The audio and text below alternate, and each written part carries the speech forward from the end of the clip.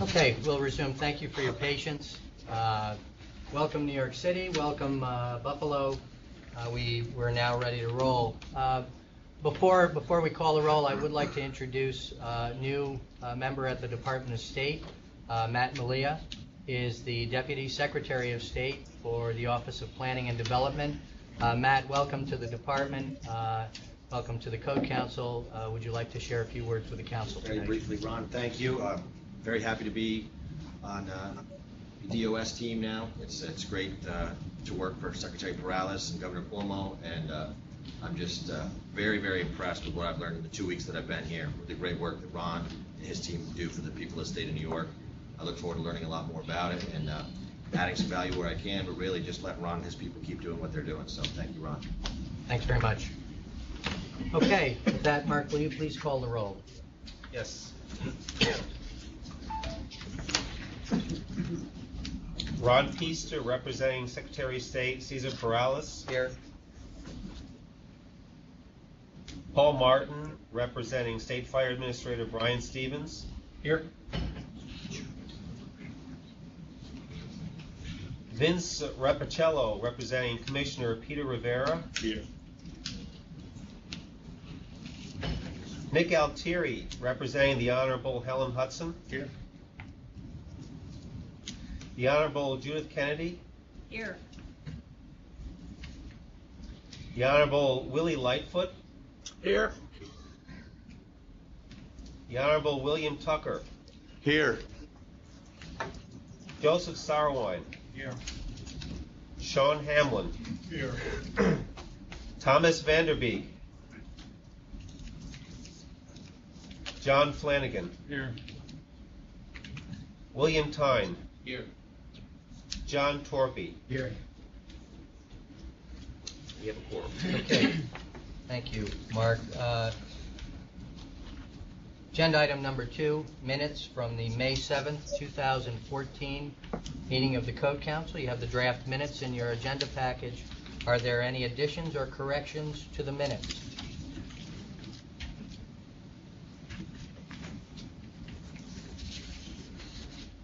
Move they be accepted. We have a motion by Mr. Flanagan for acceptance of the minutes. Is there a second? Second. Second by Mr. Torpy. Discussion on the motion? Seeing none, all those in favor of the motion signify by saying aye. Aye. Aye. Those opposed? Motion carries. Thank you. Agenda item number 3, public comment period. We have a number of speakers today, and I'm going to ask Mark if he will announce the speakers that we have on the list today, just to make sure that we have everyone on that list that would like to speak. So, Mark, would you please announce who we have on our speakers list? Okay, we have 9 speakers so far on our list, beginning with Dan Winslow, Jeff Wilkinson, Dottie Harris, Jim Morganson, Jerry DeLuca, Craig Volkert, Carl Baldassara, and Gene Jakes.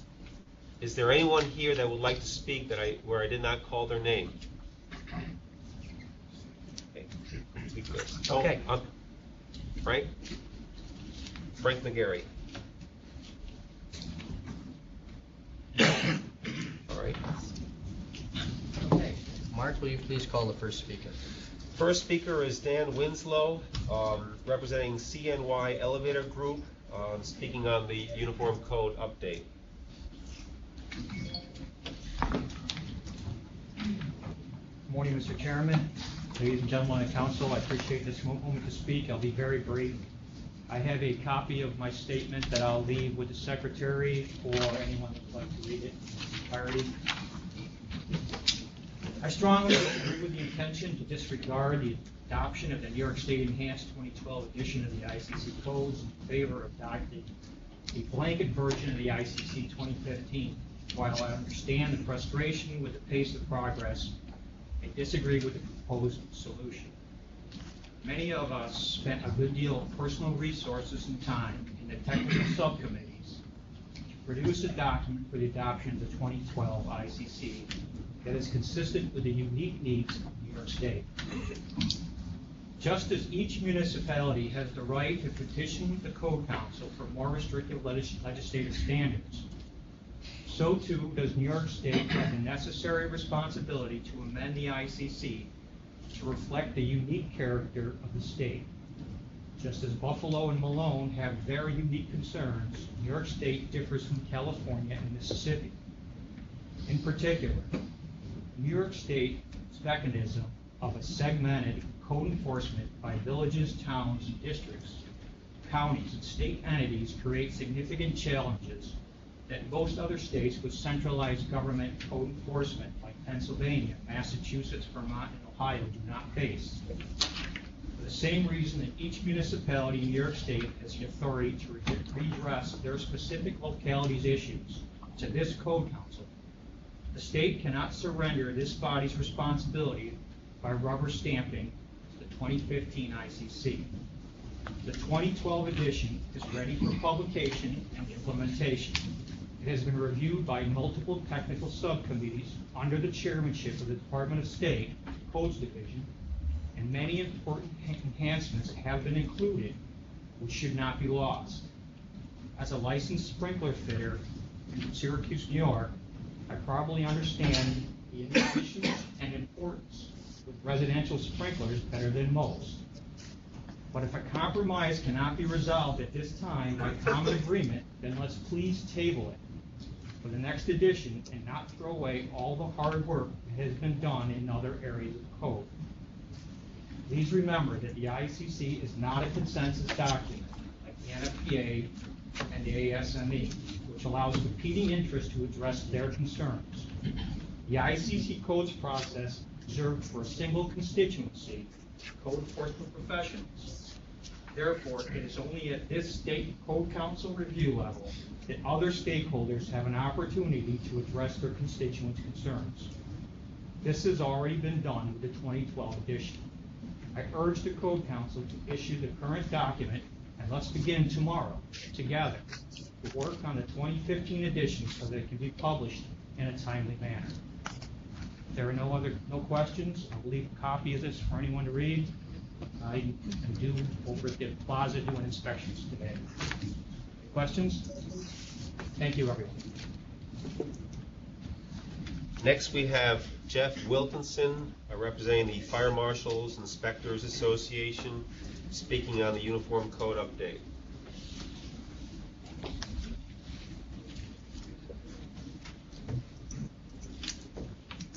Good morning, my name is Jeff Wilkinson. I'm the president of the New York State Fire Marshals and Inspectors Association, and I'll slow down.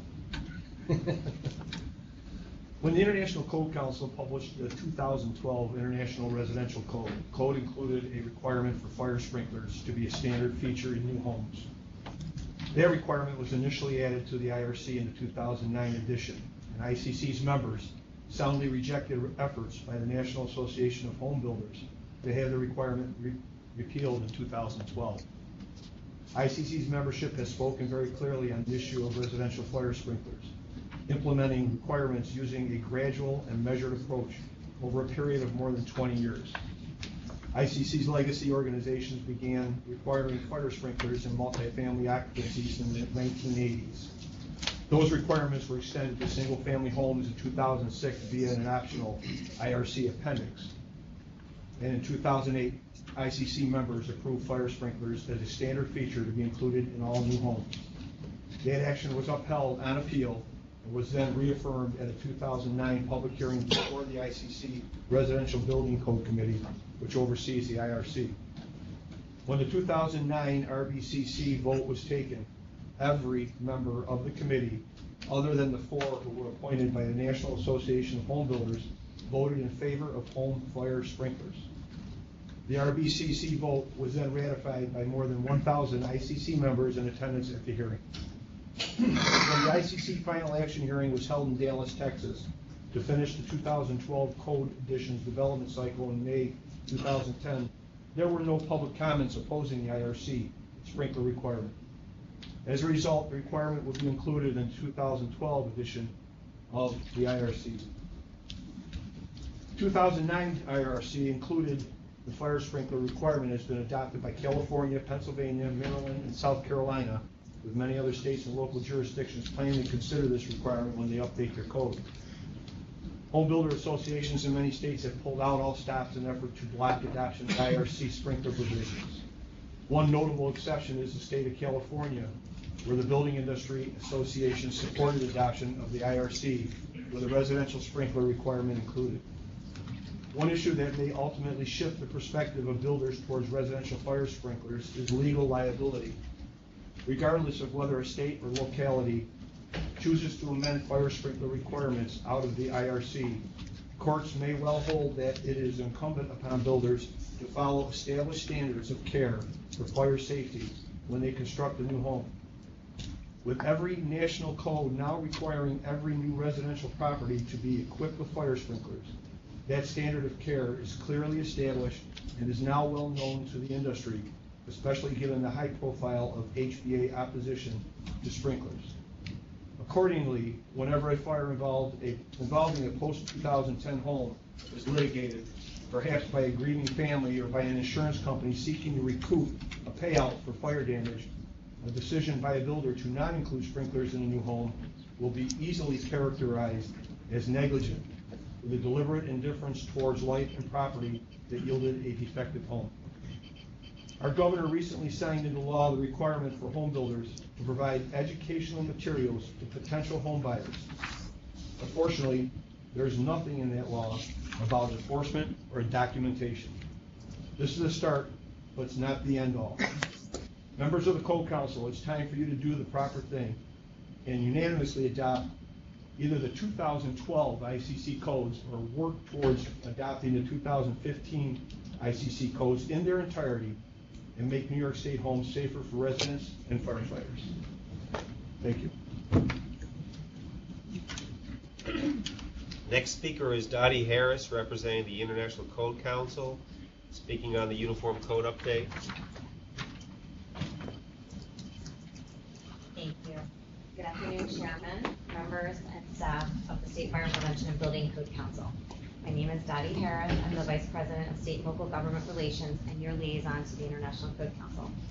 The International Code Council, or ICC, to make it shorter, is a member-focused association dedicated to helping the building safety community and the construction industry to provide safe and sustainable construction through the development of codes and standards used in design, build, and the compliance process. Most U.S. states and communities and global markets choose the international codes to set the standards for regulating construction, fire prevention, and energy conservation in the built environment.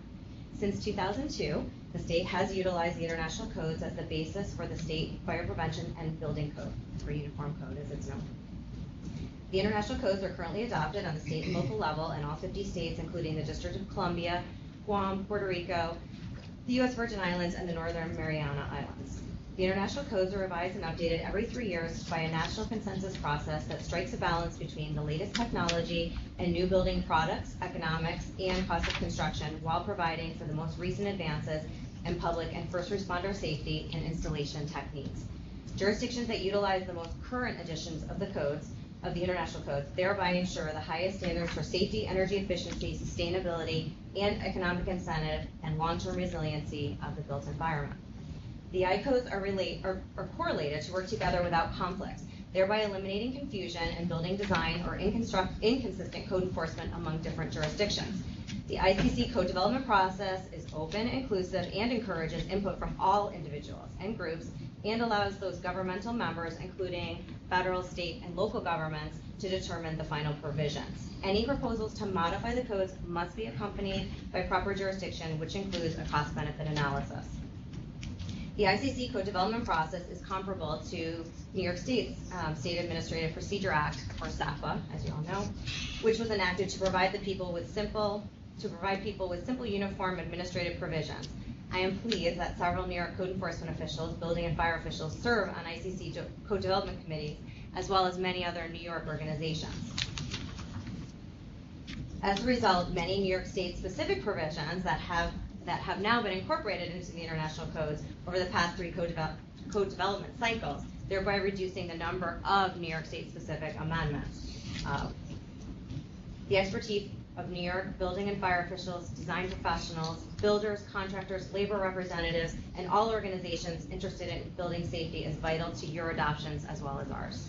As you're aware, the state is currently enforcing the 2006 version of the International Codes. The most current version of the I-Codes available for adoption and enforcement is the 2015. Therefore, I urge the Code Council to move swiftly with the adoption of the 2015 I-Codes.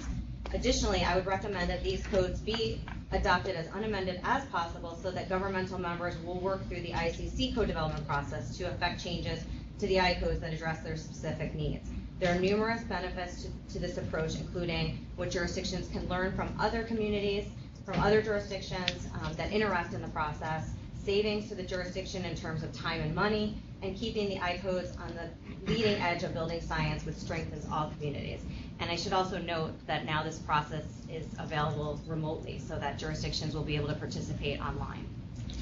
Updated codes are critical to any rebuilding following natural disasters like Superstorm Sandy or any new building projects, as the most current codes will ensure up-to-date building construction requirements that are in place to ensure safety and resiliency of all new buildings. The 2015 I-Codes also reference the most current construction and fire safety standards that address design, installation, testing, inspection, and maintenance of critical building construction components and fire and life safety systems.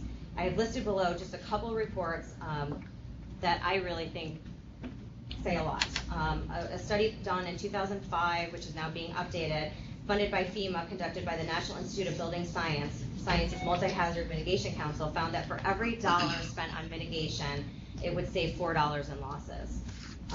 A fairly recent study, which is also being updated in 2012, the President's Hurricane Sandy Rebuilding Task Force was charged with the development of guidelines and recommendations on how to direct more than $20 billion in federal funding for infrastructure recovery and resilience. One of the recommendations is for states to use the most current codes, saying, and I quote, "Using the most current code ensures that building and other structures incorporate the latest science, advances, and technologies and lessons learned.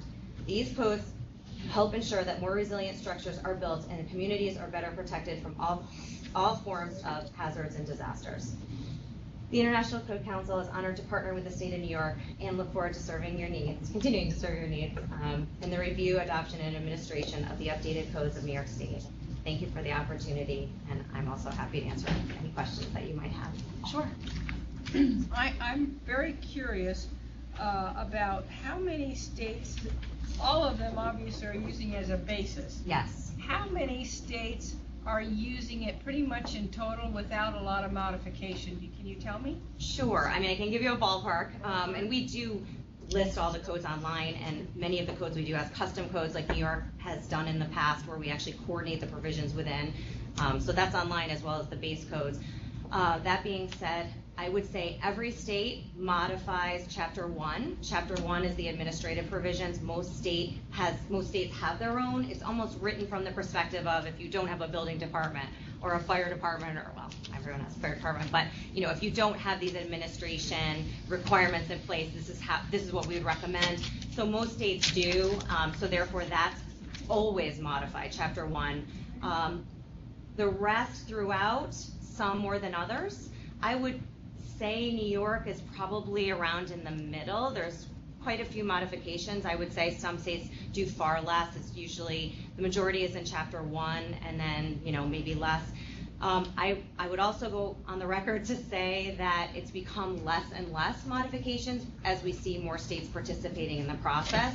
And I will even go out more on a limb that we'll see less and less in the future, because now that jurisdictions can vote remotely and they don't have to travel to conference, many of them will want to go to the annual business meeting to participate in the business meeting and interact with their colleagues, but they can't stay 2 weeks to then vote. That being said, now they could go back to their jurisdictions and continue voting on those codes that are important to them. So I hope through increased participation, it'll allow states to streamline their process by cutting costs, not have to duplicate, which I have to say is kind of what happens here in New York. It still has to go through the State Administrative Procedures Act. I understand that that's the law, but we do a lot of that vetting as well. So I think the more people from New York that participate, I think that will hopefully lessen that. And I can tell you too, from being a former Department of State employee and participating in the process and then coming to work at ICC, just having that expertise, because there's a lot of it in the division, as well as the other jurisdictions in the state, just having that expertise and to be able to learn from those things and then have other states really respect New York members, and get that support and vote along with them. So I think that it's gonna be less and less now that we can vote remotely. So I know I didn't really answer it as a number. I could probably, take maybe the top 10 states and get back to you or something like that and give you kind of an idea. But I will say that virtually every state does modify Chapter 1. That's pretty much carte blanche. And then you will see other modifications along the way.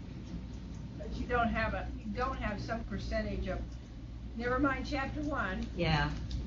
In terms of modification, going through and adding all these additional rules or whatever we do. Yeah. I would be interested in having that information. Okay. Let me see what I can do. I can definitely pull some things together. Like I said, even if because our staff that does the publishing can kind of give me a very good idea since they're publishing those documents. Sure. Mayor, we'll talk with some other states as well, and we'll put together some information, some data that you can have a better understanding of how states that have statewide codes similar to New York address the adoption of the international code. Thank you. Okay. Thank you. Our next speaker is Jim Morganson, representing New York State Building Officials Conference, speaking on the Uniform Code update.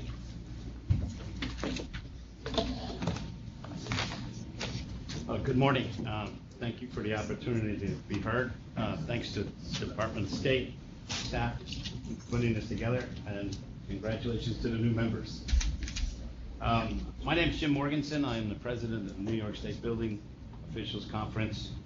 On my own jurisdiction is Lake Placid, New York, and I'm a big proponent of moving to the 2015 family of codes.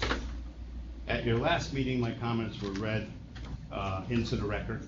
So today, I'm here to personally thank the members of the board who reached out to me after that meeting, and also on behalf of my membership, to congratulate this board for having vision, wisdom, and the courage to consider moving forward to the current codes.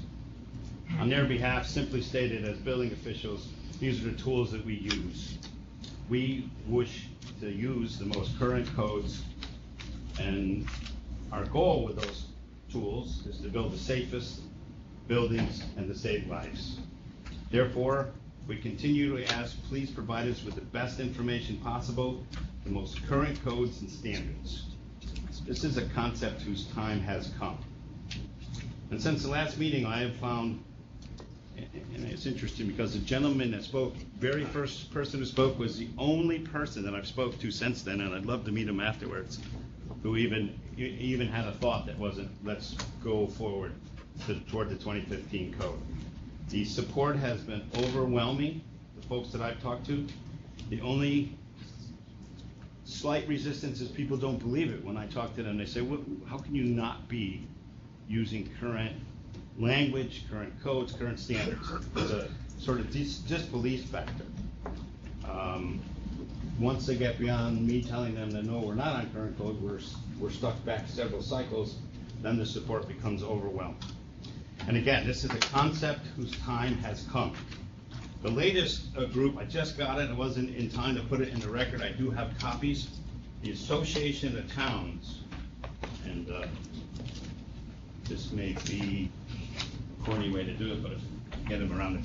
The Association of Towns just yesterday sent this, they sent it to me. The Association of Towns of the state of New York would like to express our support for the adoption of the 2015 family of codes. Our position is informed by conversations with our members. While the association has always supported safe building practices, 2015 family of codes contains provisions that further several local policy preferences.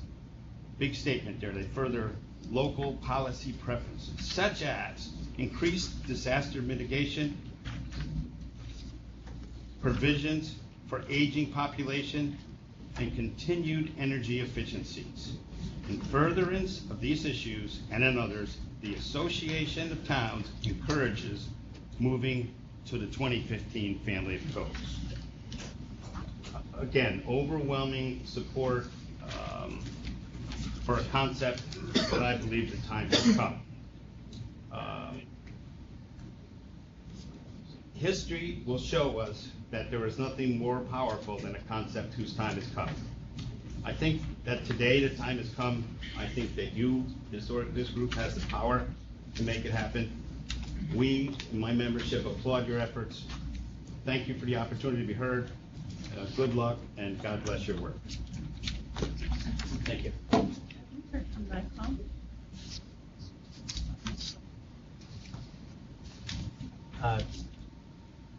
Mayor Kennedy, for the record, you have a question. Yes, for the record, I do have a question. Have we heard from NYCOM? So this is the Association of Towns. That's the Association for Mayors. Have we heard from I haven't reached out to them. That's started that process since the last meeting, just to get as much support. But it's certainly something we can do. Peter Burns is the person to get hold of. Okay. Can I tell him you said the call? Absolutely. All right. All right. I appreciate that. Thank you, folks. Next speaker is Jerry DeLuca, State Association of Fire Chiefs, speaking on the Uniform Code update.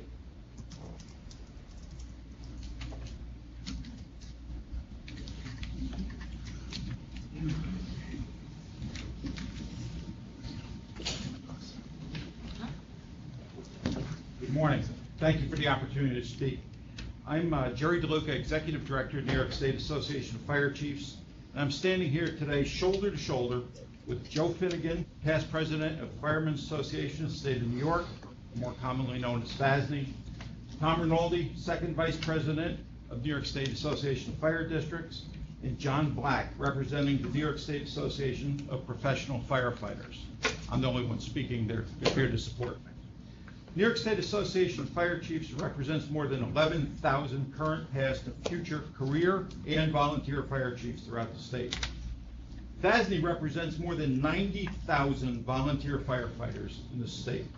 The Association of Fire Districts has 850 fire district members with 4,250 commissioners. And the New York State Professional Firefighters Association represents more than 18,000 career firefighters and officers in the state. We are all here today with the full support of our respective associations and members, united in the support of the adoption of the 2015 version of the International Residential Code, or IRC. Not only do we support the adoption of the code, but we urge you to adopt the code without amendment. Adoption of the code as proposed is a priority of each of our organizations. While as representatives of the fire service, we are extremely interested in the fire code portion of the IRC, but we support the entire code. The code addresses much more than just fire safety. The IRC is the only coordinated and correlated set of construction codes that address building, fire, plumbing, mechanical, fuel gas, property maintenance, and energy efficiency for new construction and substantial reconstruction of buildings. One of the many aspects of the 2015 IRC, which is of interest to us, is the fact that the 2015 code helps to achieve resiliency, safety, innovation, and affordability in the building environment. The Superstorm Sandy has taught all of us resiliency of housing and commercial structures is vital, not only to life safety, but to the economic vitality and recovery of the state of New York. As Sandy has taught us, the better built a structure, the more resilient it is to withstanding a storm. While some may argue that there are costs to resiliency, we believe that the proposed IRC takes into account the costs and benefits of new construction methods and the safety provisions necessary to protect life and property. The proposed codes provide safety measures for code compliance and flexibility for designers and builders without compromise of safety. The 2015 IRC addresses design and installation of innovative materials and encourages the use of new and smarter technological advances. This last part is perhaps one of the most important aspects of the code that must be considered by the council. The building code cannot and must not be a static document. It is important to homeowners, home builders, code enforcers, the environment, the fire service, and the New York State economy that the code evolve and change as construction materials and techniques change. It is also important that this evolution occur in a timely manner. Adoption of the 2015 code will ensure that builders, homeowners, commercial developers, code enforcement officers, and fire officials are working from up-to-date standards. Neither New York nor any state can afford to use an outdated building code, whether residential or commercial, and expect to make improvements in the state's housing stock or commercial infrastructure. If New York is to continue to evolve as the leader in the development of high-tech industries, such as new microchip plants, we must have a building code that allows for the construction of manufacturing facilities without the need for hundreds or thousands of special and unique adjustments. At the same time, if we're going to make our homes more energy efficient, more affordable by utilizing lightweight materials such as styrofoam walls and insulation, composite wood joists, or engineered wood trusses, the evidence is clear that these products save money and energy, but they also compromise the safety of all firefighters. We cannot, we must not compromise safety. As you are well aware, New York State is operating on the 2006 version of the IRC. The Code Council has before it for review the most recent proposed ICC code. This 2015 version of the code, as well as the 2012 version, which is also being considered, both contain a requirement for residential sprinkler systems in new 1- and 2-family homes, as well as those undergoing reconstruction of more than 50% of the existing home. The 2015 IRC was developed with all aspects of construction and fire safety in mind. It allows for the use of materials that will save money, energy, and time during construction, but it also requires the installation of sprinkler systems in these 1- and 2-family homes. The code is well thought out and provides you with a standard that provides for cost savings, yet still protects the lives of occupants and firefighters. Unfortunately, New York is among the nation's highest number of residential fire fatalities each year. Throughout the nation, nearly 85% of all fire deaths occur in the home. According to the United States Fire Administration, 143 New York State residents died in residential fires in 2013. Residential sprinkler systems are without a doubt the most effective way to prevent such fire deaths. Many aspects of the proposed International Residential Code are designed to ensure that builders can utilize these new, cheaper, and energy-efficient materials. However, some of these materials come at a cost to fire safety. If these materials and construction methods are to be used, the requisite fire safety provisions must also be adopted. It is important that all aspects of the code be utilized, not just those that save money for builders, but also those provisions that ensure the safety of the public. New York has already begun to walk down the road of meeting the requirements of the 2015 code as part of the sustainable building initiatives on Long Island. Many of the homes being reconstructed after Sandy are built so that the first floor is 1 story above ground, thus resulting in a 2-story home becoming a 3-story home, which requires the installation of a residential sprinkler system. One of the most important issues to any fire chief is the safety of his or her firefighters in ensuring that they all go home at the conclusion of any call. While the installation of residential sprinkler systems is important to the cause of saving lives of homeowners and occupants, they are also one more element of the code vital to saving the lives of firefighters. Modern construction methods save builders money, but these homes burn much faster and at much higher temperatures than old-fashioned timber construction. The use of the composite joists or engineered trusses, styrofoam insulation, and other construction materials mean that the fire service finds a fire that is developed much faster and hotter by the time we arrive on the scene. Hotter, faster fires have placed firefighters in greater jeopardy than ever before. Adoption of the 2015 code will assist in reducing the damage done by fire in modern construction and will reduce the chance that a firefighter is killed or injured fighting a fire. Every national model code in this country includes the provisions for sprinklers in new 1- and 2-family homes. That means it is the minimum level of safety. States that choose to bypass this provision or amend it out of their codes are choosing to allow substandard housing to be built. As individuals, as associations, as the collective New York State Fire Service, we all urge you to adopt the 2015 code. Thank you. If anybody has any questions, we'd be happy to answer. Thank you. Yes, sir. You said New York State has more fire deaths than most states. Correct. Do you have any statistics on the average age of a house that's?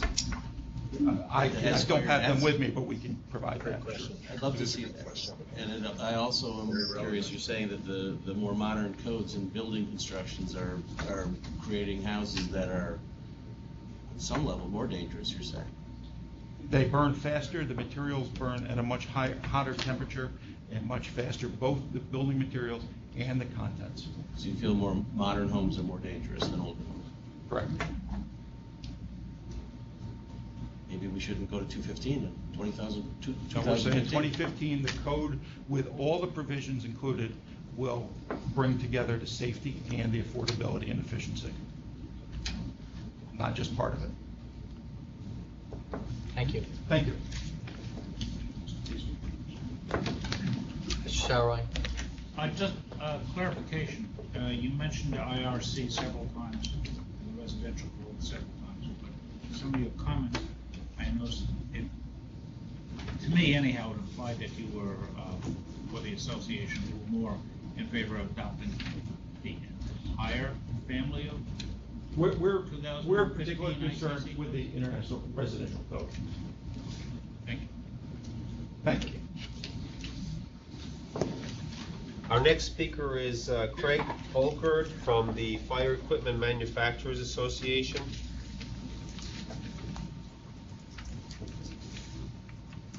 Thank you. I've got a written statement here. I'll leave a copy when I'm done. Members of the council, my name is Craig Olkert. I'm representing the Fire Equipment Manufacturers Association.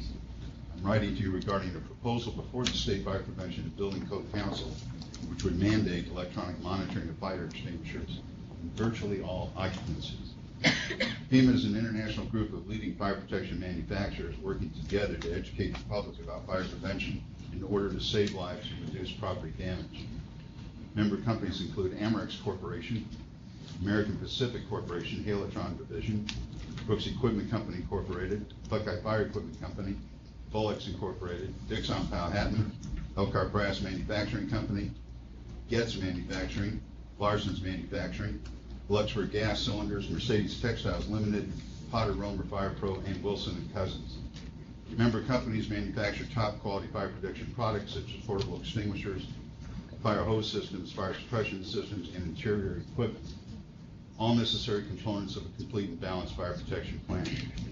FEMA members have a significant experience with electronic fire monitoring of fire extinguishers. While there are cases in which electronic monitoring is appropriate and beneficial, our association does not agree with the concept of mandating this technology. We oppose the mandate for multiple reasons.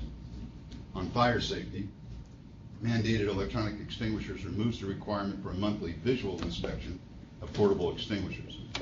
While electronic monitoring can prevent certain problems, it cannot account for many things only a visual inspection can conclude. Is there physical damage to the unit, dent, corrosion, etc.? Is the label missing? Is the tamper seal missing? Is the discharge hose damaged or missing? Or is the bracket not secured tightly to the wall? Electronic monitoring simply monitors the extinguisher's gauge and whether or not something is placed in front of the unit. There are other benefits to a 30-day inspection that should be considered as well. In many occupancies and instances, the 30-day inspection is done by trained professionals who also check for compliance with other fire codes. Through this process, building owners are assured that at least once a month, a professional is checking for fire code compliances and determining whether or not the building is as safe as codes require. Electronic monitoring would remove this monthly check for the major of occupancies.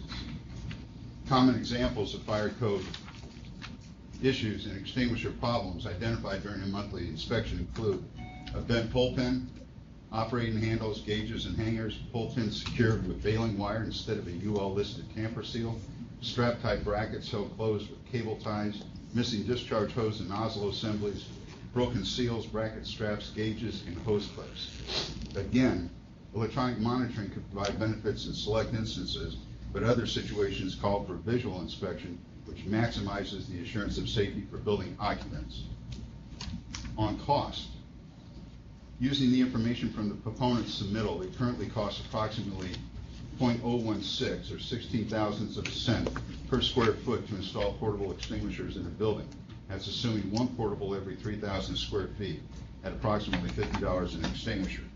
Electronically monitored portables would cost between 5 cents and 12 cents per square foot, assuming one portable every 3,000 square feet at 160 to 360 per extinguisher. Given those estimates, a mandate of electronic monitoring would represent a 300 to 600% increase in upfront costs to developers over the cost of unmonitored extinguishers. In order to justify such an increase in cost, very compelling evidence should be provided. This evidence could be provided on a case-by-case basis, but across-the-board requirements could cause a significant impediment for new development. Note that we have provided an independent life cycle cost analysis that compares the difference in cost for monitored and unmonitored extinguishers, which provides a detailed analysis of real-world installations and their respective costs. This study was completed by Richard Bukowski under the direction of Carl Baldassara, two of the most respected fire protection professionals in the United States. On public policy, while any mandate should be carefully scrutinized by the governing body, a mandate that requires a particular technology that is closely held by one or a few manufacturers is especially problematic. In this case, we are aware of only one company that manufactures the equipment necessary for meeting the requirements of the proposal. Even if the mandate had merit, this single issue should be cause for very careful consideration. In conclusion, again, to be absolutely clear, we believe that there are facilities where electronic monitoring may be a viable solution to specific problems. We simply ask that the council consider the proven and notable risks that would come with a mandate. Based on the reasons outlined above, FEMA is opposed to this proposal. We hope that you will consider our input, and we are happy to answer further questions on the subject.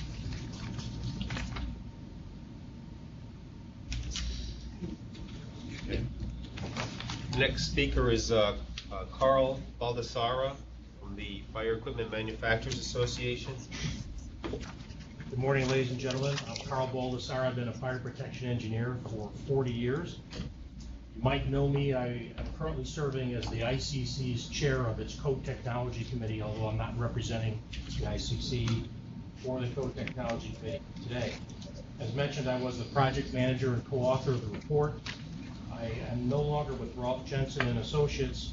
I'm an independent consultant representing FEMA on this issue today.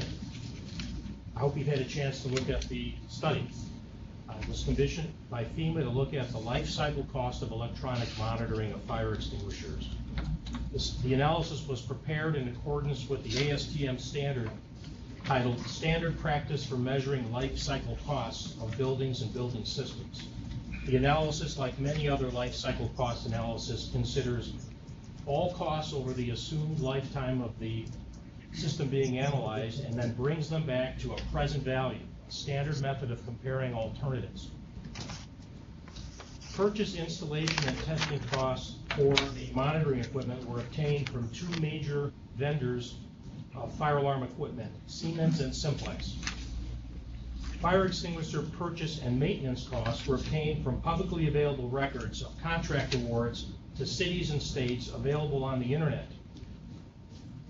Some costs were provided as a range reflecting the regional differences, such as costs associated with union and non-union labor. We assumed a life of 24 years in the analysis. Service costs that were due at the end of the 24th year were not included, such as hydrostatic testing after the second 12-year period would end.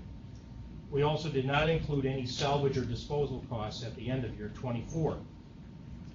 Frequencies of inspections and maintenance were assumed to be in accordance with NFPA 10, the standard for fire extinguishers, and for electronic monitoring in accordance with NFPA 72, the standard for what's called the National Fire Alarm and Signaling Code.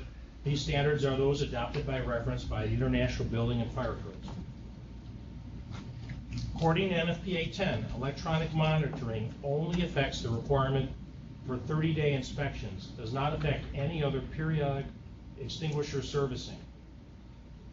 Paragraph 7.5.2 of NFPA 10 requires electronic monitoring equipment that is used in conjunction with alarm systems to be inspected and tested in accordance with NFPA 72, work that a trained technician must perform on an annual basis. The required monthly inspections may be performed by an owner's facility staff as part of their normal duties, in which case there would be no additional cost. If that's the case, it would substantially affect the analysis such that the life cycle cost for electronic monitoring would be much higher than without electronic monitoring. The annual testing of the electronic monitoring connected to a building's fire alarm system would typically be performed by alarm system technicians who typically have higher labor rates than fire extinguisher technicians. As part of the analysis, we utilized 12 plans of healthcare facilities that we were working on in our office at the time. That was used to determine the number and size of extinguishers we used in the analysis. We assumed in the analysis a building having 100 extinguishers, a 24-year life, and an assumed interest rate of 5%. We used conservative service times and hourly rates in the analysis. The analysis demonstrated that the life cycle cost of electronic monitoring would be 1.5 to 1.9 times the cost of non-monitored fire extinguishers. Since publication of the report, about a year and a half ago, we've been made aware of information that cites the cost of initial installation at about 12 cents per square foot of building area. Based upon the numbers we used in our analysis, which includes actual numbers from equipment vendors and actual costs of servicing, we calculated the cost of electronically monitoring fire extinguishers, the upfront cost, to be between 21 and 78 cents per square foot of building floor area, substantially greater than what was cited in another reference document. In summary, we can find no scenario where a typical facility would find a financial benefit by installing electronic monitoring systems for portable fire extinguishers. Should a facility, however, have extraordinary issues, such as frequent theft or vandalism, or locations of extinguishers in hazardous areas which would drive up the cost of servicing, it's possible that monitoring would be financially beneficial. Otherwise, it is not. I'd be happy to answer any specific questions on the analysis. Next speaker is Gene Jakes, representing the New York State Codes Coalition.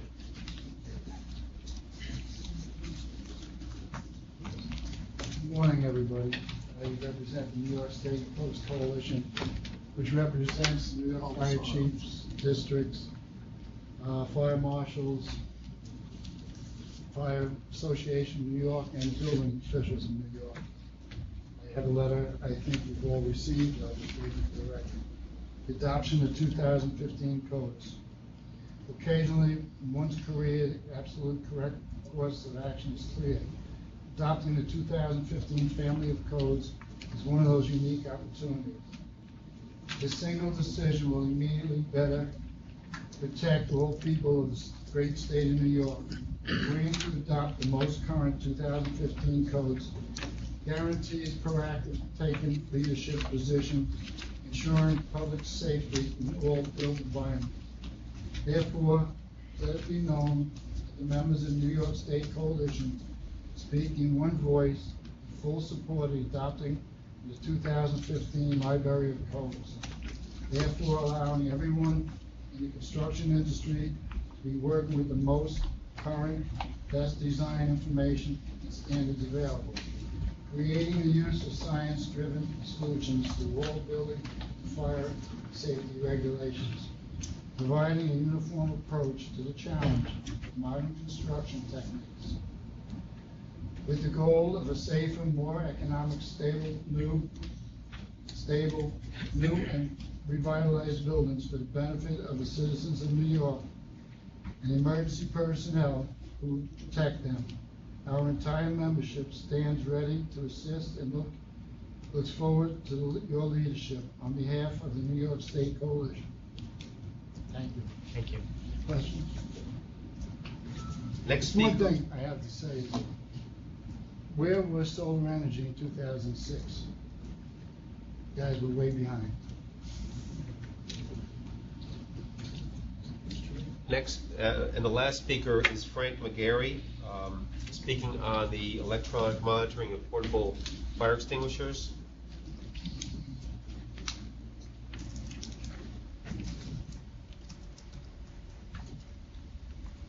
Members of the Code Council, I'll be very brief.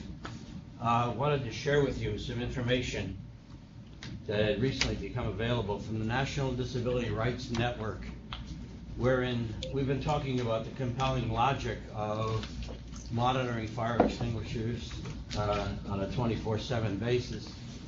What we have from the National Disability Rights is material that appears to be providing not just a compelling reason, but a compelling legislative rationale of why New York should adopt this.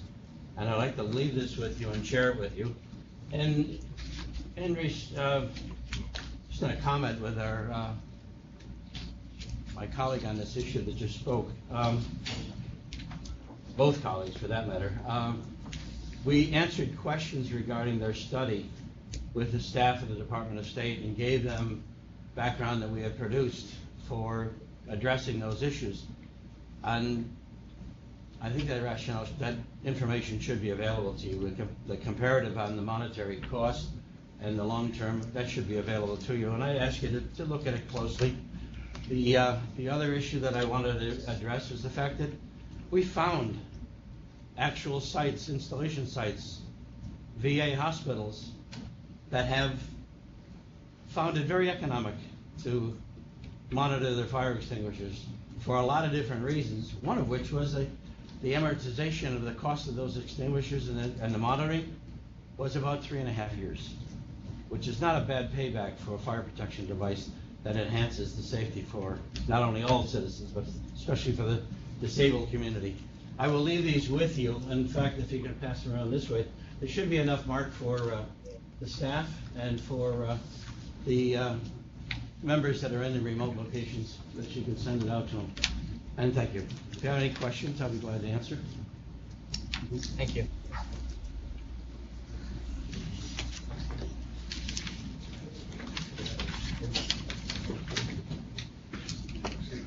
All right, that concludes our public comment period. We'll move on to agenda item number 4, Commercial Energy Code Update. There's no action being requested by the council today. This is merely an update on our current rulemaking. Mark, could you please brief the council on the Commercial Energy Code Update? Okay, the Commercial Energy Code update has progressed since the last meeting of the Code Council. On June 18th, we filed in the State Register a notice of proposed rulemaking, and that began the public comment period. Coincidentally, today is the last day, the close of business today. It ends the public comment period on this rulemaking. We also had public hearings, 2 of them last week, one on Monday in this room. We had one person appearing and speaking on behalf of that rulemaking. And then later in the week on Friday, we had another public hearing in New York City, in which case we heard from 10 individuals speaking on the subject.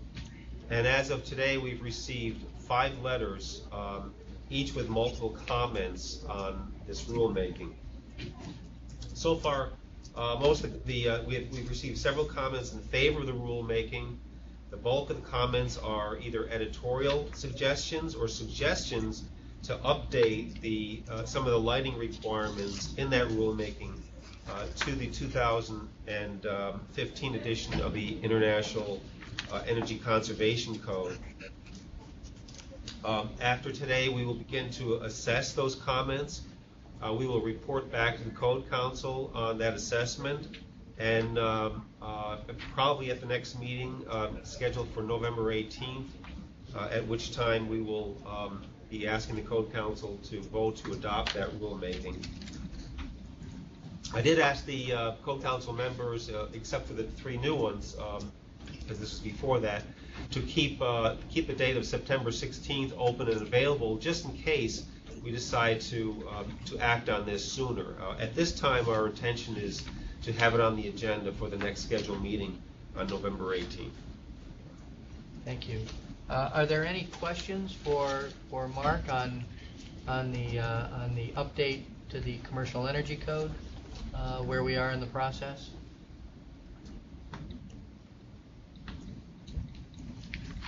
Okay. Seeing none, we'll move on to agenda item number 5, Uniform Code and Residential Energy Code update. At the last meeting of the Code Council in May, you heard actually one of the speakers today from New York State Building Officials Conference presented a suggestion to the Council that we consider shifting our focus for the next Uniform Code update from utilizing the 2012 international codes to utilizing the 2015 international codes as a basis for our state code update.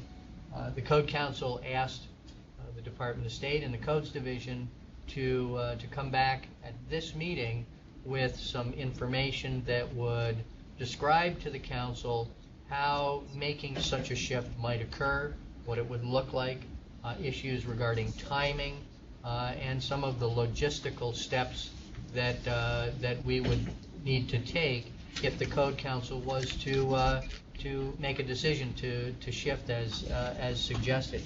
And so what I'm going to ask Mark to do is to go through and summarize a document that our code development staff have prepared for you. We feel that we have a complete body of information for you to consider in at least considering making this shift. And we're hopeful that at the end of this discussion, we will have a clear direction from the council in terms of how we should proceed with the Uniform Code update. And so with that, I'll ask Mark if you could give us an overview of the document that has been prepared for the council. Okay, as Ron said, we did prepare a document comparing 4 different options for moving forward with the Uniform Code update. In consideration of the 2015 I-codes, we also took some time to review some of the more significant changes that New York State would see if we did move forward with the 2015 I-codes. And we obtained the 2015 codes, distributed them among staff, and we developed these comparison charts that we sent out to the Code Council members just a couple days ago, so nobody expects the Code Council to be up to date on what's on those charts. but I'd like to take a few moments just to highlight some of the more significant of these significant changes that we found. Beginning with the building code, the building code, as we all know, includes occupancy classifications. Among them that are significantly changed here are groups I1, institutional I1 occupancies for assisted living and rehab centers for more than 16 people, institutional I2 for hospitals and nursing homes, residential R4 also for assisted living and rehab centers with less than 16 people. The change here is that in the 2015, these three categories have been subdivided into Condition 1, that's for individuals who are not or can respond to an emergency without further assistance, and then Condition 2 for those individuals that would need assistance to evacuate these occupancies. And the impact throughout the code in several areas is to lessen some of the requirements for those that are Condition 1 and to maintain or increase some of the requirements for those that are Condition 2. Some of the changes that would be affected would be some relaxed restrictions on quarter separations, allowing furniture in certain quarters for the Condition 1 occupancies, relaxed requirements on smoke barriers, and some increased requirements for Condition 2 category, which in one case would not allow the one-story increase to a building for certain construction types when it's equipped with an automatic sprinkler system. And it has some increased accessibility requirements for the Condition 2 category. I think a little bit more emphasis on one of the more important changes in context with this upgrade in the occupancy classification is the group R4 occupancies. Again, assisted living for less than 16 people. These are buildings that are built similar to a house. And as a house, they would be allowed to be equipped with, or they would be required to be equipped with a residential sprinkler system, the 13D type sprinkler system, which would not require sprinkler protection for the attics.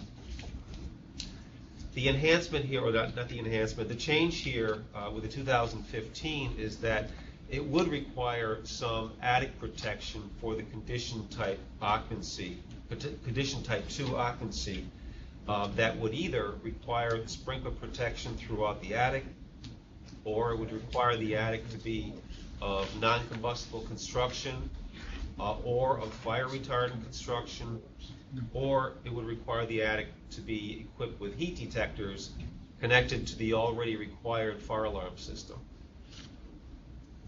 Another change to the building code is it affects a very small regional portion of the state, and this is a requirement to require storm shelter construction for certain types of uses. It introduces a new standard, the ICC 500, which is titled the Standard on the Design and Construction of Storm Shelters.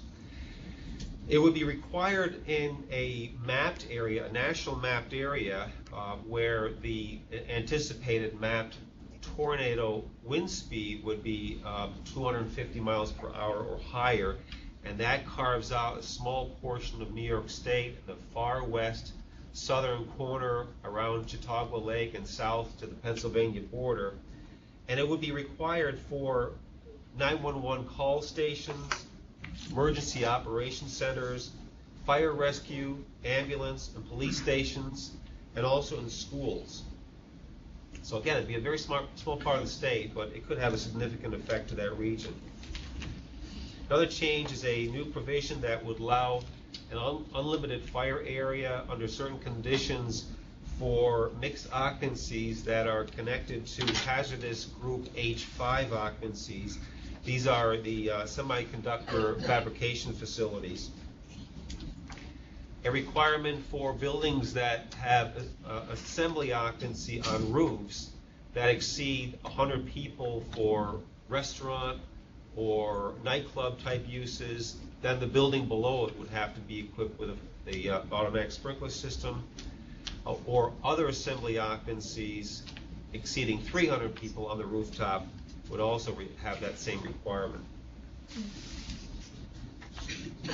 But there's also a change that would affect accessibility, and it would require accessibility for certain recreational facilities such as amusement rides, boating, fishing piers, miniature golf, swimming pools, and shooting facilities.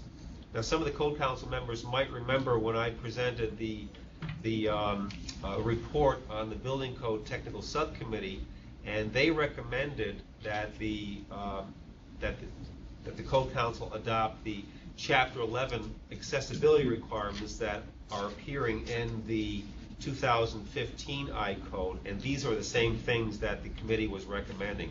But nevertheless, I mention it because it is a significant change between the 2012 and 2015 I-Codes. In the residential code, there is an allowance to reduce the fire separation between townhouses, the common wall between townhouses, from the current requirement of a 2-hour fire resistance rating down to a 1-hour fire resistance rating, assuming, of course, that the building is going to be equipped with a residential sprinkler system, and a similar reduction between dwelling units of a 3/4-hour fire resistance rating to a 1/2-hour fire resistance rating. Another change to the residential code would be pertain to remodeling of basements. It would no longer require those basements to be equipped with an emergency and escape rescue opening unless the remodeling of the basement includes a created bedroom. The residential code contains prescriptive span lengths for joists and rafters, and these have had some changes done to them because the allowable bending stress of some of these woods have been reduced. So the prescriptive span tables have reduced in some of those species the allowable spans that you could have. Another big change in the residential code is that it deletes all the requirements for swimming pools. It no longer has barrier requirements or alarm requirements or entrapment requirements. And the reason for this is because the ICC has a new code out there that's titled the International Pool and Spa Code. So that would have to be a consideration for the Code Council moving forward to the 2015 if you want to adopt that additional code. The fire code, there's a new provision that prohibits storage in plenums, including abandoned material. There's expanded requirements for emergency plans, fire watch personnel, and crowd managers. It imposes new requirements for the storage of cooking oils in metallic or non-metallic containers and commercial cooking operations. There's a new allowance for domestic range fire suppression systems and institutional group I occupancies. There are updated smoke and heat removal requirements by vents and mechanical systems within large buildings, large storage and factory type buildings. There's updated requirements for healthcare occupancies subject to federal certification, and there's new requirements for carbon dioxide detection and alarm at beverage dispensing operations. The mechanical code, there's a new provision that limits the use of wood within plenum spaces by requiring a flame spread rating of 25 and a smoke development index of 50. The fuel gas code has a new specified bonding jumper length of 75 feet for corrugated stainless steel tubing.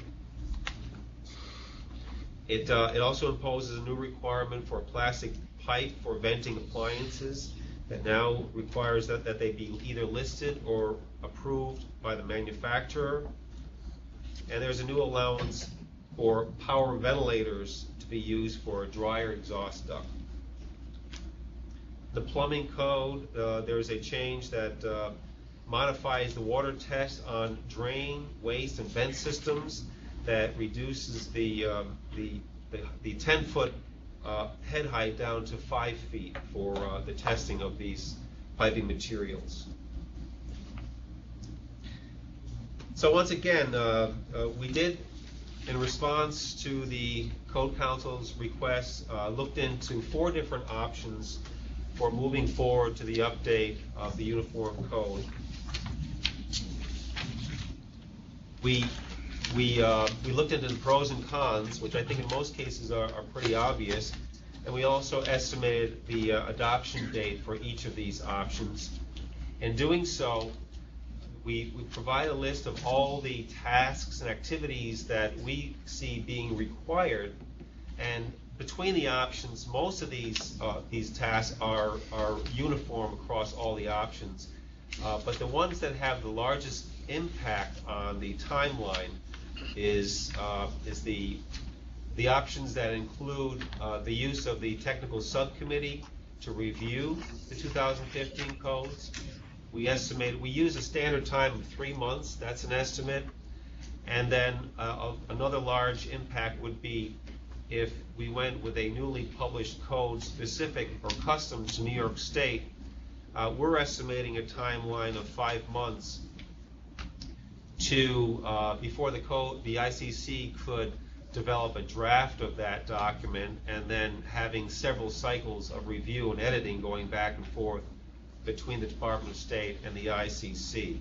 So we're using a number of 5 months. It could be longer, could be a little bit less, but we use that same number across all options, so that in the end, when you're looking at the estimated adoption dates that we have, these are just estimates, but I think they're there to easily compare and give you an idea of how the options compare in terms of the timeline. The option 1 is pretty much going along with what we have right now. We would not require technical subcommittee review because that's been done already. But it would require the process of having the ICC publish a New York State specific code. The advantage of that is that it would having a unique code for New York State would avoid the need to go back and forth to check on regulatory changes that might have to be done separately in a supplement or in regulation. So it adds that convenience, but the estimated adoption date for that is January 2016. Option 2 is has the quickest time frame for adoption. That is directly adopting the 2015 ICC codes. The idea there, or the intent, is to reduce the enhancements for New York State down to only the statutory requirements or any additional requirements that would be required because of some unique conditions that are prevalent in New York State that make New York State different than the rest of the country. This is very similar to the concept in the executive law where local municipalities can have a more restrictive local standard because they have special conditions within those municipalities. So we're looking at this as what makes New York State different that would require some change. And so the idea here is to reduce the number of enhancements to a very few number and go with it that way. And there again, the estimated adoption date for that would be August of 2015. The advantage there is that it would be the latest and greatest code available. To some people, the disadvantage would be that it would not have a review by technical subcommittees. That's important to some people. And to some people, the disadvantage would be that we would still have to work between the code books and any regulatory changes or supplement that we would produce in connection with that option. The next three options are a hybrid of the first two, actually. They're both adopting the 2015 I-codes. Option 3 does not include technical subcommittee review, but it does have a custom code published by the ICC just for New York State. So again, that would give the added convenience of having everything in one book or one set of code books, but no technical subcommittee review. And the estimated adoption date for that is January 2016. And the last option we looked at, option 4, that encompasses everything, the technical subcommittee review, as well as a custom code book for New York State. However, the biggest disadvantage of that is that it is the longest period for adoption, and we've estimated that adoption date to be March of 2016. The one more thing I wanted to add is these dates that we've had here as estimates, they already incorporate the 90-day grace period during the time which anyone can use either the current code or the new code.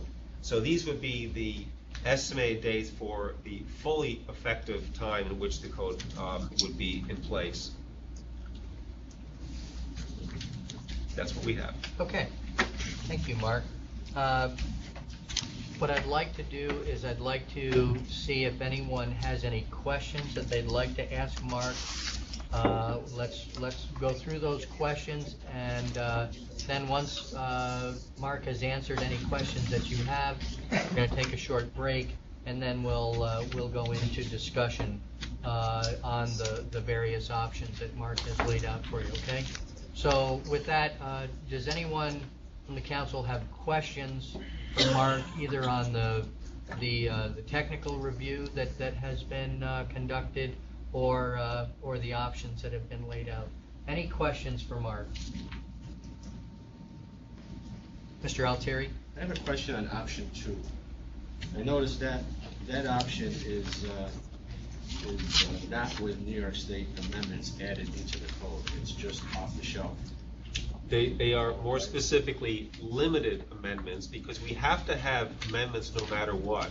Earlier it was said we have to amend Chapter 1, the administrative portions. And as far as the technical amendments go, our intent in presenting that option 2 is that we would minimize those enhancements to what's required by statute. We have to have that, and any additional enhancements, we're looking towards having them only be a very small number that are unique to New York State. And by the way, option 2 is a recommendation by staff. I don't think I said that before. If we went that route, what would happen to all of the amendments that started in 2002 continued through? Would they, if you were to take an ICC book off the shelf with separate amendments? What my intention to do is to go through all those amendments. Staff would go through those amendments and look at those that we believe would be, this is just a recommendation now, would be beneficial for New York State because of some condition in New York State. We present that to the Code Council, provide a list of our recommendation, and my intent is to also list those that we're not recommending because we couldn't find a reason why New York State would need that. This list would be potentially thousands of previous amendments. I mean, when you go back to 2002 and add up everything we looked at since then, that's, number one, quite a lengthy list. However, if we went to option 3, you wouldn't be doing that. That would stay as is, and we go back to what we've been doing since 2002. Is that correct? That's correct. Yes, that's correct. But keep in mind, we still have to go through all those enhancements for option 3, because we're the ones that have to take those options and fill in the blanks in the 2015 base code. So we still have to go through that. As far as thousands, I don't have a number, but I can I can better speak It's a for high the, number. yeah, I can better speak for the building code, and I don't think it would be that large. I mean, well, it's hard to tell, but I think I can come up with 2 pages worth. I'm thinking of the existing building code, where there's a lot of New York State enhancements to it. That could potentially drastically change if we went to option 2. If you consider all of the changes that have been made to the versions of the international code, starting with the 2000 edition, which is what we adopted in 2002, you're correct. However, considering the fact that with each cycle that we have adopted where we've updated the codes, there have been fewer and fewer modifications. I believe we feel that is a signal that many of the modifications that seemed or were necessary in 2002 may not or are not necessary because they are either covered by the international codes now, or I also think there's a confidence level that exists now with the model code documents that we didn't necessarily have 10 or 15 years ago. So that's something to be considered. Mr. Martin? Yes, Ron. The other thing that we did is, we had a lot of amendments early on, but then we took our experience and we said, let's take this to the national level. Let's share our knowledge and wisdom at the national level, and we got many of our enhancements adopted into those future cycles. So really the enhancement is embedded in the base document in the future, in these subsequent editions. So at this point, it's really kind of premature to get behind an option because we don't know where we're going in terms of amendments or not. Well, although you may think it's premature, there is an urgency among the council, among the people in this audience, and among those who are affected by the code to update the code. We've got to, we need a direction so that we can proceed. Our staff we are anxious to move on and get the code updated, but we've got to get a direction from the council so that we can proceed accordingly. Additional questions, Chief Batter? In addition to the review, the review that's already been conducted, was there any economic considerations placed on staying the course with the 2012 versus item 2 versus option 4? How do you see that as affecting the economy of New York? Because it does have an economic impact in ways that a lot of people maybe don't see. I mean, I can tell you how I feel right now. I'm an option 2 kind of guy. Let's get this thing rocking and rolling. We're working with an 8-year-old code. As to having to look up the regulations, you still have. To this day, you still have to go back into the NFPA codes or wherever it is to go find out what you can do because it's a reference standard. So I'm just thinking if, on an economic point of view and how to drive this, had the staff taken a peek at that or is it just at a technical level? Mark, do you want to? Yeah. So far, it's at a technical level. Okay. I did the significant changes for the building code, and I can tell you that as I sit here right now, I didn't see anything that really jumped out as being a real big change. I mean, I've identified some of the changes, right. But there's also been some changes that would increase the cost of construction. I found other changes that would reduce the cost of construction because of other considerations. Obviously, what we still have on the table is the residential sprinkler system and the residential code, but we also have, which would add some cost to construction, and we also still have on the table the fire suppression systems at gasoline stations, which would, going this route, would probably go away, and that would save money in that type of construction. But by and large, other than those issues, I can't say that I've seen anything that really jumps out. Because I think, to clarify my point, is I want to make New York State more competitive. like thing about we got our own special code, why should I go to New York when I know, and I gotta do all of this stuff when I can go to pick any state that says, I'm familiar with the ICC, I can, now I can compete. That's how I feel about it. I think, New York, I was telling the mayor this morning, I've had the fortune of being in like 14 states since April. And other than New York City, is dead in New York State compared to some of these states. There's not a crane to be seen, not a concrete footing to be poured. And we gotta get the ball rolling, and this is one way of doing it. It's just, let's be progressive about this and be on the same plane as everybody else. From a general standpoint of how a code relates to economic development, this is my personal opinion, having the latest regulations that reflect the latest in technology, building systems, and science is only going to help to promote a more economically progressive construction industry. The other piece that is vitally important to this is the technical standards that are referenced in each of the international code documents. But each of those standards is updated on a periodic basis. And so having the latest available technical standards that are part of your code is only going to help to create a more progressive industry. So from a philosophical standpoint, I don't think there's any question that utilizing the latest codes that are available is the best option, notwithstanding There's issues, the there's individual. other issues, but I'm just saying as a general scope of things, it just makes more sense to me. Mayor Kennedy? Now, I think you said in terms of the agenda that afterward, after a small break, we were gonna come back and discuss the options, because I don't wanna We are. launch into that. But I'll just put this question out there for all of us to consider, maybe. It's more of a philosophical question.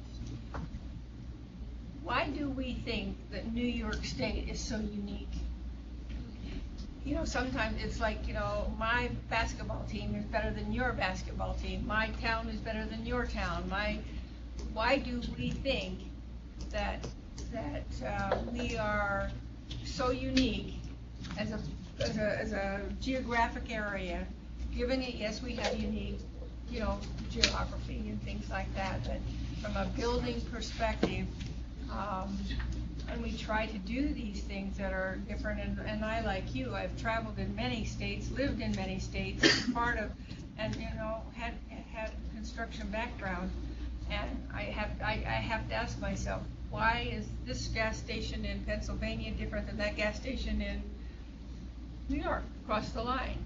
And that kind of thinking that leads us into this rat hole of we've got to do everything ourselves and reinvent the wheel again. So I'll just throw that out there and we'll discuss that more. I think it's a good hypothetical question to frame our discussion after the break, so good point. Additional questions for Mark at this point? Okay, Mr. Sauerwein. I want to make a comment. Mark, you and the staff are to be commended, putting this all together, giving us some direction we requested. It's far from an easy task, and after you get directions, it's not going to be an easier task, but I really appreciate having it all reduced to these relatively few pages. Agreed. Thank you. Agreed. With that, we'll take a 10-minute break, so we're going to get back on the record at 5:12, and we'll continue our discussion. Oh my goodness, how time just flies. So much. Got to leave copies. Okay. No, that's great. I'll make sure the council gets them. Thank you, Carl. I may have to reverse my stand on sprinklers. I'm I was so prepared for this. What? questions. All kinds of economic things. Well, Carl, we may very well have questions. Okay. But what we try to do, we try to have the speakers present their views, and then when we get to the agenda, we'll ask you to be available to answer questions that the council may have. Okay? I don't want to screw up your break time. No. You don't have a level of five, is that right, or rather have a level of six? Yes, you did. I'm back on the record. But that's okay, right? Joe's not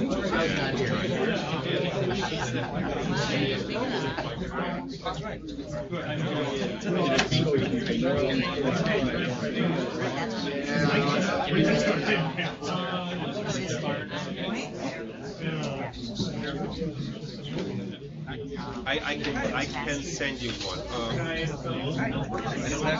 I really don't have one. That's where I am. Sign up list. There's 4 names on it. We have to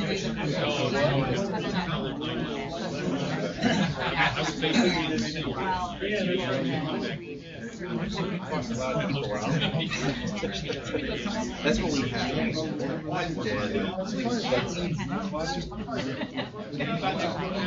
But I can tell you,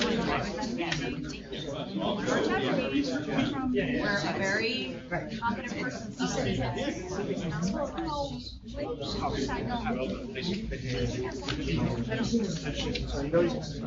It's right here. That helps. Yeah, copy that. I need this back, so otherwise I won't know what to say. Let me look at it. Basically admitting he talks to the top. I can also list them and send you the email. Yeah. Okay.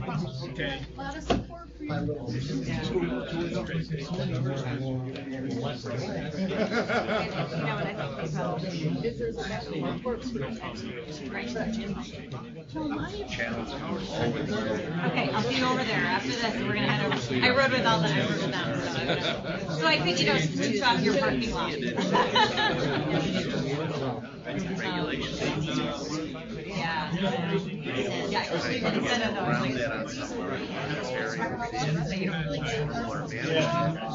Here I have, supposed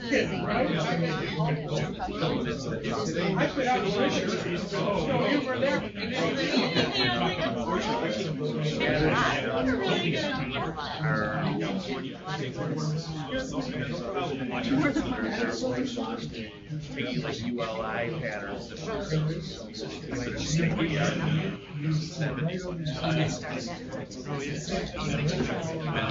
Credits to be compliant.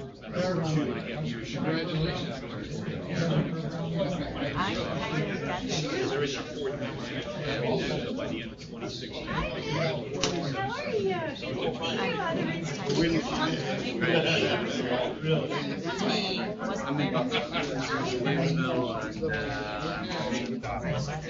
They've also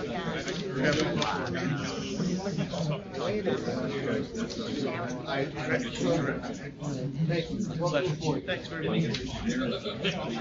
Have you heard anything?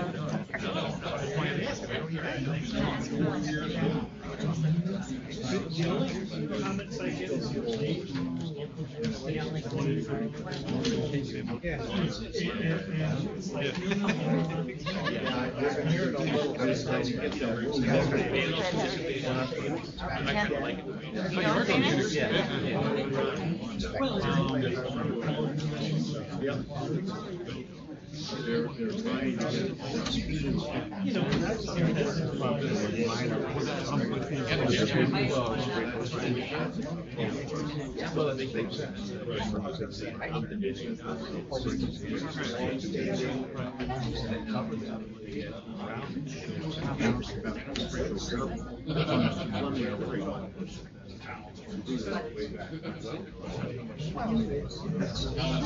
One second, I have.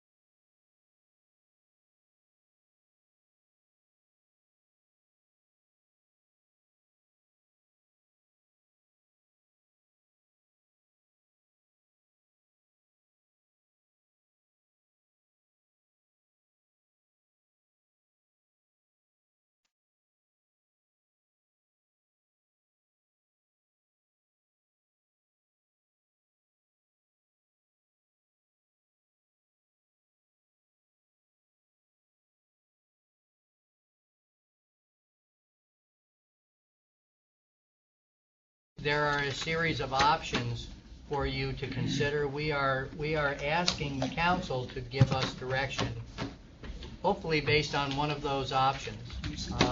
Maybe, who knows where we may end up. However, I think it's very important for the council to understand we're not asking you to adopt a code. We're not asking you to make a final determination. We're asking you to give our staff direction so that we can proceed with the code update, which is much different than adopting a code. We're not at the end of the process here. We're really potentially at the beginning of the process now. As much as we have done all of this work with the 2012 codes, we're showing you some options based upon the circumstances that we are presented at this point in time. And if you can give us that direction, and a clear direction, then we can proceed according to a schedule laid out by these options. I hope that gives some context for our discussion at this time. So with that, I'll ask for discussion from the council. Mayor Kennedy. Not that I'm ever passionate about anything. Upon looking at this and giving it some real serious thought, I'm going to give an analogy from another world that I used to live in as in the technical world. At one point in time, I was responsible for software in a manufacturing company. And this manufacturing company had bought a piece of software, and they needed lots of special things in it. So they bought the code too, so they could start adding their ideas into the code. You'll see where this analogy is going real quick. And so they wanted this special thing, and they wanted that special thing, and so forth. Well, the company kept bringing out their updates, but we could never roll to the new versions and the new features they were putting into their code because we had all our special features in our code. And we got further and further and further apart from all of the new things that they were doing until we were so far behind the features that they had added in, it became infeasible to even think about it. So we decided to buy a new piece of software. And in that choice of buying a new piece of software, we made a decision that we would join the company's software users group. And in that, I became the president of the software users group. And our strategy changed 100%, that from now on, we will work with the company to drive the changes that might be good for everyone. I hear that exact strategy now being incorporated into the ICC codes. So for that purpose, I would say I'm very strongly to this idea of adopting the ICC codes as they stand with as little modification as we can put in them, the Chapter 1 updates, but then becoming part of the ICC group. And if it's good for New York, it's probably good for a lot of people. If it's not, then you have that conversation. But try and keep managing it ourselves. And yes, I hear the technical subcommittees have put in work, and people feel like they haven't been validated. This isn't about people and their agendas. This is about the state of New York staying in sync with the rest of the world and being able to be competitive and reducing our costs and making things work together as part of the whole versus trying to do this thing by ourselves. So that's just my thought. And I have to tell you, the strategy for the company worked top-notch. Thank you. Additional discussion, Mr. Hamlin. Mark, you mentioned that staff's recommendation was option 2. Could you expound upon some of the points that drove staff to that recommendation? Primarily, number one, my point 1 on option 2 is that it would bring New York State completely up to date with the latest codes. And I guess the The other main reason for that is I hear, and I think I mentioned this during the break, I often hear from outsiders, they call me and says, when are we going to update the uniform code? And everything always takes a long time, and then there's more time, okay? Things will still take time because there's certain things we have to do. But option 2 eliminates 2 activities that will add so much more time to that process. Again, estimated 5 months for the publishing process, which is the biggest part, and the technical subcommittee review, which we believe would be about 3 months. Could even be longer than that. So if you add those 2 together, you've got a significant amount of time that's going to go on top of everything else that we have. I think basically that summarizes my reasons, or my staff's and my reasons for going with option number 2. There's one thing that I think it's important for the council to think about with respect to any of the options, this one in particular. The success of option 2 is based upon minimizing the modifications.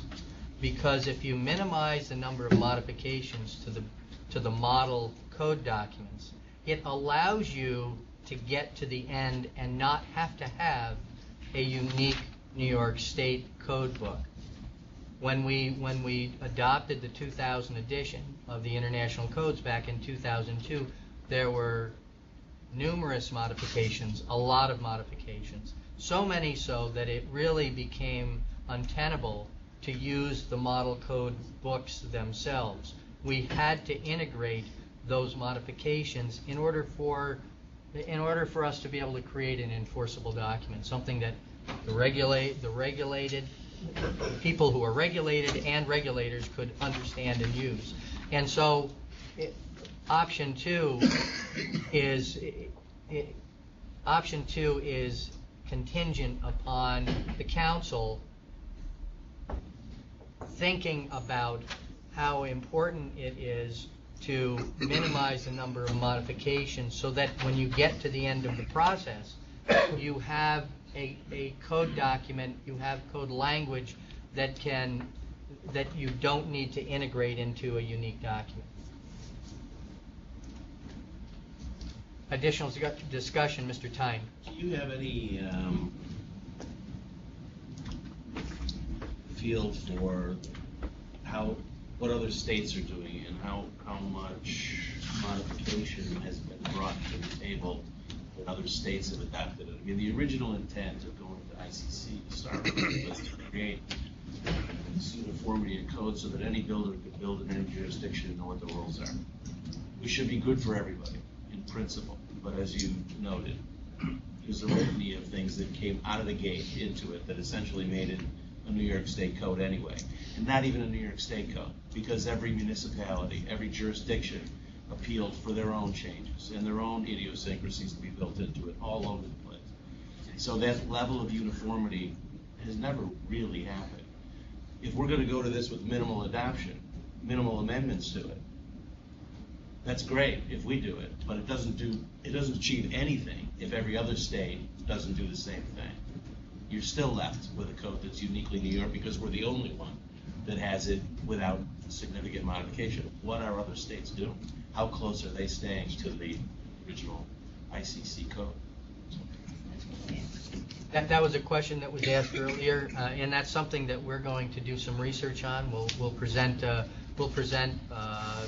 our findings after we've spoken with other states. I know that in my conversations with my counterparts in other states, there's no doubt that states that have statewide codes, and not every state has a statewide code, but those that do, they endeavor to adopt the model codes with as few amendments as possible, especially over time. Again, New York State is relatively new to the model code arena. Back when we adopted the international codes in 2002, we were one of the last states in the country to actually utilize a national model code as a basis for our statewide code. And so that came, at that point, there was a significant amount of skepticism in New York about what these model code documents represented, how we would use them, would they serve us well? And I would submit to you that they've served us very well over the past 10 years. And as time has gone on, our confidence in those documents as a resource to the state of New York has increased. And so it has allowed us to reduce the number of modifications over time. That has happened naturally with other states that have done the same thing. But we also understand that considerations of a body like this are not the only consideration sometimes. As much as we'd like to think that politics don't play into what we do, we also understand the reality of the world that we live in. And so I think to the extent that we can, our role needs to be philosophical, to make the right decision, understanding that there are always going to be other considerations that may be brought before us. So that's a long-winded way of saying, we will get the information for you, but I don't think that there are other states out there that use a model code document that then say, well, we're going to try to cut this up and only use bits and pieces. I suppose that's a possibility, but it's really not a prudent move as a regulator, because ultimately you're wasting a valuable resource. Additional discussion. Mr. Sauerwein? Maybe I can sum it up. You always do what you always get what you always got. Amen. We moved to the model code basis because the Green Book was so horrible to work with. And I worked with that for a number of years, and I shudder every time. And we got a very good basis. And as you pointed out, over those years of using the ICC family of codes, we became more confident, and we also were able to demonstrate to other people in other parts of the country why some things in New York are done the right way or done a better way, and they were incorporated into it. We're always complaining that it takes the state so damn long to do everything.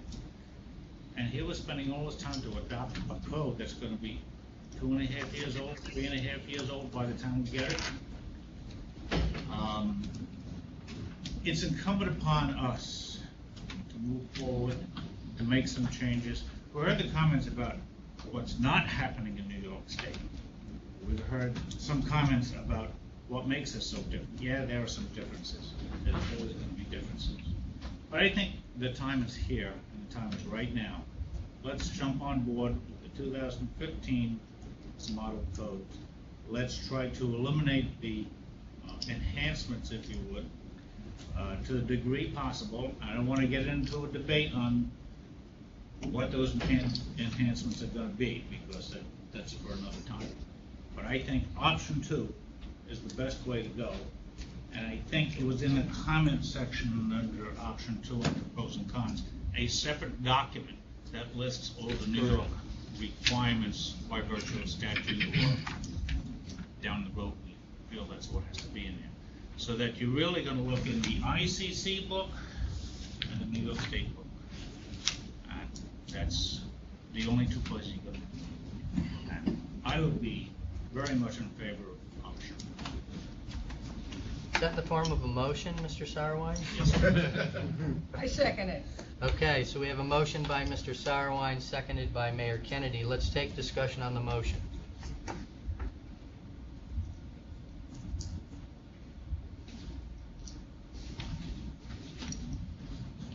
No discussion? Seeing no discussion, we'll take a roll call vote on the motion. Mark, will you call the roll? Yes. Ron Peaster? Yes. Paul Martin? Yes. Vince Repicello? Yes. Nick Altieri? Yes. Judith Kennedy? Yes. Willie Lightfoot? Yes. William Tucker? Yes. Sean Hamlin, Yes. John Flanagan, Yes. William Tyne, Yes. Joseph Sarwine, Yes. John Torpy. Yes. It's unanimous. Okay, thank you.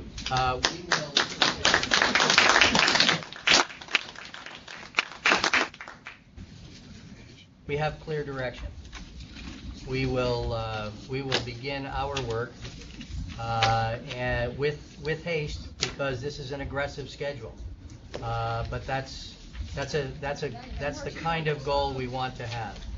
And so we will communicate this to our superiors at the Department of State, let them know that we have unanimous direction from the Code Council, and we will begin preparing a proposal for your consideration in the future. Thank you very much. Next agenda item, item number 6, electronic monitoring for fire extinguishers. Mark, could you provide a brief overview of the information that the council has, and then we'll proceed into discussion. Hey, in May of 2013, we received a proposal to modify the building code and which would require electronically monitored portable fire extinguishers in certainly newly constructed buildings, and in only those buildings that are already required to have a fire alarm system. A lot of discussion on this topic at the last 2 Code Council meetings, and just before the last Code Council meeting on May 7th, the Code Council received additional information that was provided by the Fire Equipment Manufacturers Association. And at that meeting, the discussion concluded with a request by the Code Council for staff to further explore the issue and provide more information, and especially to review the new information provided by the Fire Equipment Manufacturers Association.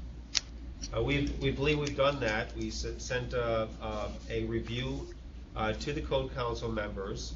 We've provided in that a detailed description of the system, a description of where these devices would be required under the proposal, a description of an explanation of how the system works.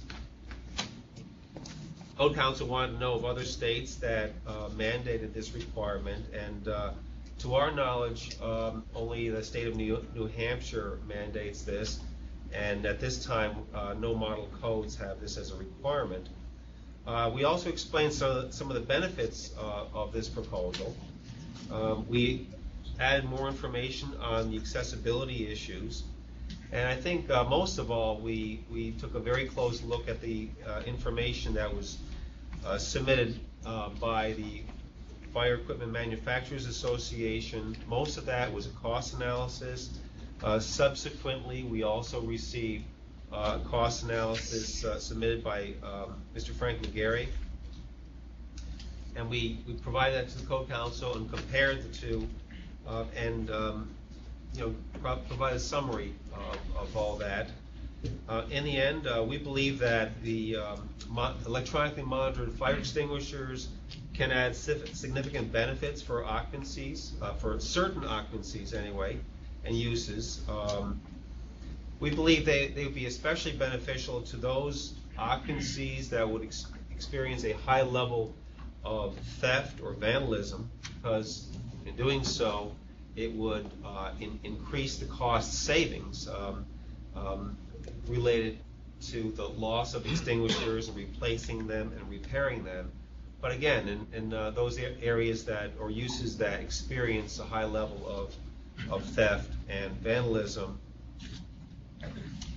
However, in our view, especially in connection with what the Code Council just voted on, the option 2 with minimizing enhancements for New York State, unless there's something unique about New York State to have them, we believe we were not able to find anything that was unique about New York State that would demand requiring something this for the state.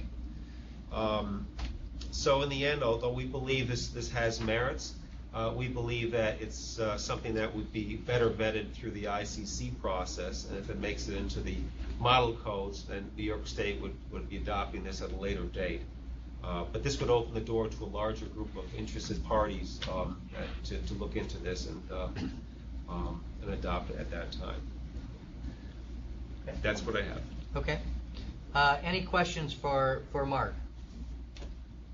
Mayor Kennedy? Not a question, but I echo your sentiments. Exactly, that was gonna be my first question, was given the vote we just have taken, this is our first opportunity to put that idea to the test and say, are we gonna start right away and start the remodeling process? So I agree with you. If it has merit, then it needs to, we need to go take it to the ICC and see if it makes it into that code. Any other questions for Mark? Okay. Seeing none, any discussion on the item, or is there any action that the council would like to take at this time?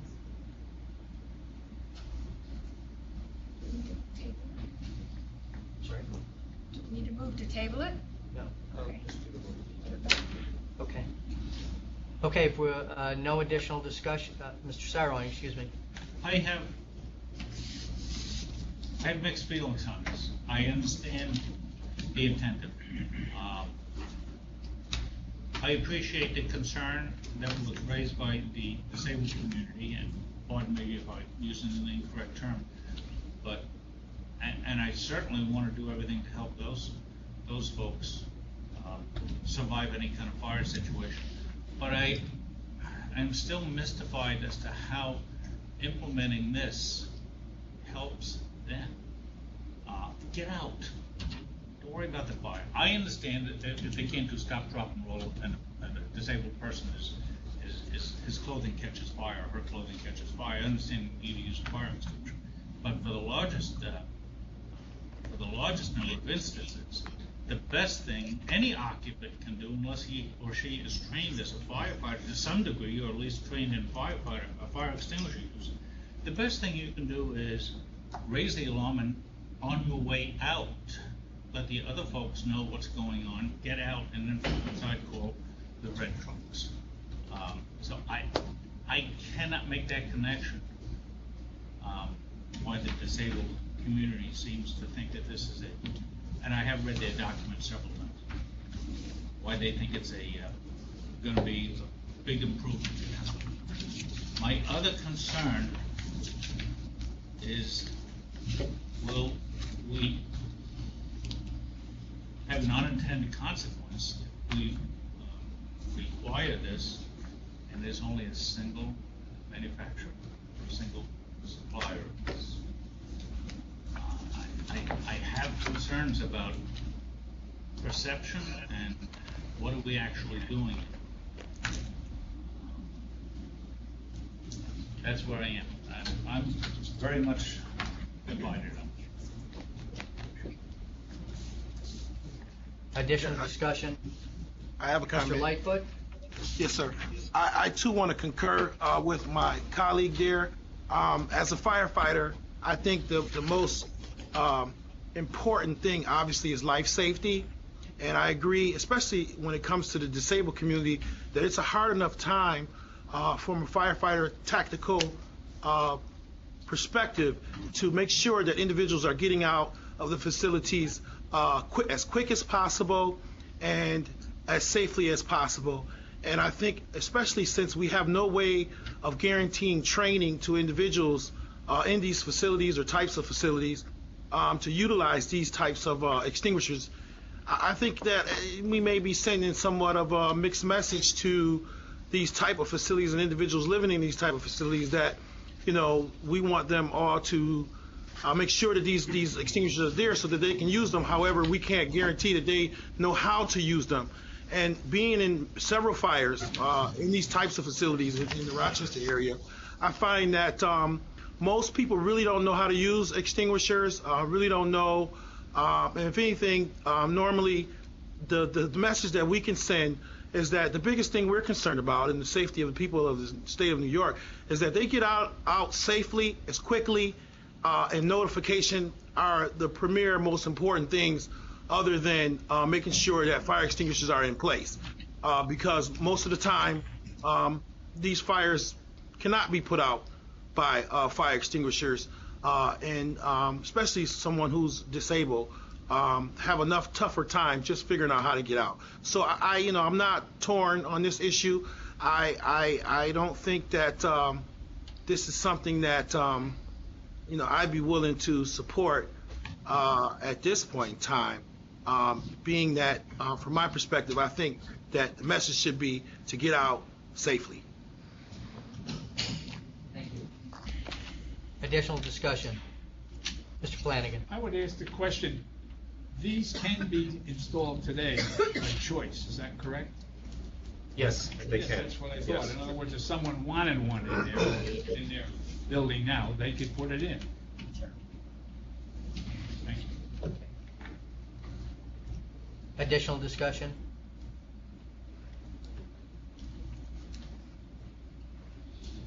Okay, seeing none, I just want to make sure the council's not prepared to take action on this item. Okay. With that, we'll move on to agenda item number 7, future meetings. Mark, do you want to give us an overview?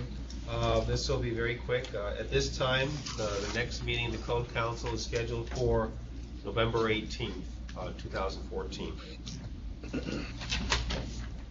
All right, and at that time, we'll present to you our schedule for 2015, or our draft schedule for 2015 in November. Any questions? And before we adjourn, is there any other business to be brought before the council today? Okay, Mark, you have 2 items. Okay. First, for those people that have spoken here at the public comment period, you need to see me or Mary MacGyver and complete a notice of appearance. If anybody has not completed that, please do so after the meeting. And lastly, those people here that are looking for continuing education credits, to also see me or Mary MacGyver to complete that on the sign-up sheet for continuing education credits. And before I leave, or this closes, I'd like to know the names of the people in Buffalo, beginning in Buffalo, who are seeking continuing education credits. Is there anybody there? No. No. Okay. And how about New York City? There was someone. What was your name again? Mark Schwarz, SCHWARZ. Okay. Do you have my email address? Yes, I do, Mark. Okay. Could you send me an email on that, and I can make arrangements with you that way? Absolutely. Thank you very much. And that's it. Yeah. Okay. Thank you. Before we adjourn, thanks to the members of the council for your diligence today, and to those in the audience, thanks for joining us. With that, I'll entertain a motion to adjourn. So moved. By Mr. Altieri, second by Mr. Flanagan. We are adjourned. Thank you very much.